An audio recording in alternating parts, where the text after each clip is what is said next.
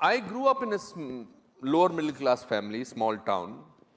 As a child, I had a great sense of wonder about everything. I till today have a great sense of wonder. I'm very happy to be talking to you. I don't see that in today's children. I don't see a sense of wonder in today's children. Because they replace the wonder with www. Exactly. Exactly, that's right. They know the whole universe before they're 6. Exactly. They know everything. They just have to press Google and all the information. But information does not necessarily translate into knowledge at all. So how do… and they always say this, that's the way I am. I don't see my grandfather even at the age of 84 said, that's the way I am. So what is this, that's the way I am? I'm bored, dude, cool. I think that to be bad is being cool. If you say I'm a good man, he's a boring man. Usually they are. Yeah, they are for the world, for the marketing part of it. The breaking news after every 15 minutes for millions of channels is never about good things. It's only about disaster, rape, swindling of money. We are marketing fear. We are becoming people who are constantly made to fail. Suddenly in India also, that we are living in a world which is not very, very peaceful, which is a dangerous world. We are becoming, pardon my saying, like America, where we don't look at somebody for a little longer. I was in America 2 years back. I was looking at somebody thinking whether should I ask him my hotel, because in my hotel there was a mall. So I went into the mall, and when I came out, I could not see my hotel because I must have got out from somewhere else. So I was looking at somebody to ask him whether, should I ask him where my hotel is? So he said, what are you staring at? I, being an actor, I said, am I staring at you, sir? I'm sorry. I did not know I was staring at you. Poor fellow actually dropped me to my hotel.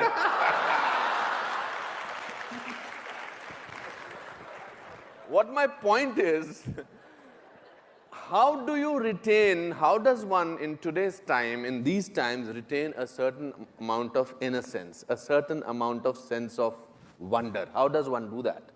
See, now there are two things you said, wonder and innocence. Wonder does not necessarily come from innocence. Okay. See, for example, when you were a child, you definitely looked up at the sky, isn't it? Absolutely. Did you ever count the stars? I used to do that in Simla, there was nothing to do. How far did you go? Oh, no, nothing. I could not go beyond 100 or 200. So I meticulously sat down on the terrace, counting, trying to make, segments of the sky and trying to count. I've gone up to 1700, and then you get mixed up. What was there is not there, what was not there has come, it gets all mixed up. But today, that itself was wonder. 1700 just blew my mind. Today scientists are telling you there are over 100 billion galaxies, not stars, 100 billion galaxies. So as you explore, as you know, the wonder will increase because you realize the nature of the existence, then wonder will just explode.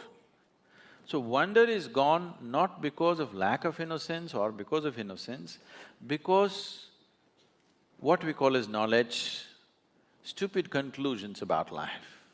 Today people are carrying their attention deficiency like a qualification. Anything in this existence will yield to you only if you pay substantial attention to it. But now people have become like this. They can't look at anything, everything is check. Now in this condition, there will be no wonder, only conclusions in your head. There is no perception, there is only, monologues going on in your head. There is no perception. If there is perception, all noise in your head will just stop. If you're looking at something absolutely beautiful and engaging, everything stops.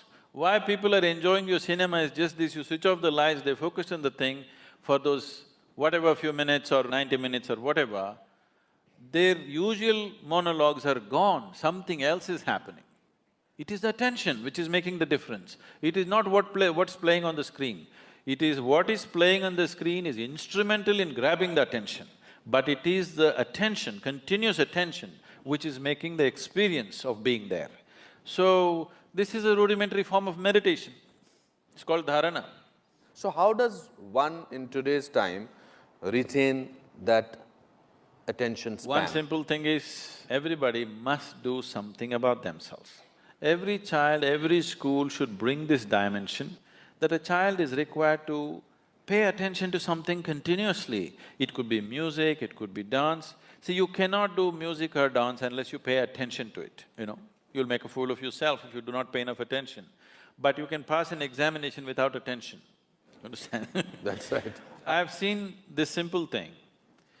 Children came to us, we have a Isha homeschool, which is done in a very different way. I one day went to the assembly, all these 6.5-year-old kids, they're all like this, like this, like this. I said, why are the kids like broken tops? Why are they shaking around like this? Then I just brought this thing, simply every day in the morning, Sari Gama Pada Nisa, 15 minutes, everybody must do. You go there after 2 months, they're all sitting like this. That's all it takes.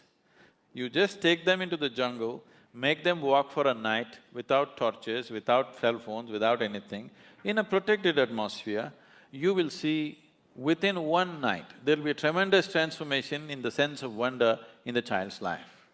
But we are making them physically incapable of these things. Sitting just in front of the computer, they're becoming physically incapable. When physically it hurts, they will protest, they'll not do anything. So it's something that parents must take care of. Bringing up your child does not mean just sending him to school and getting marks and grades and nonsense. Your child in body and mind should grow up to full capabilities. That is when it will manifest in his life as success. Just marks will not manifest as success.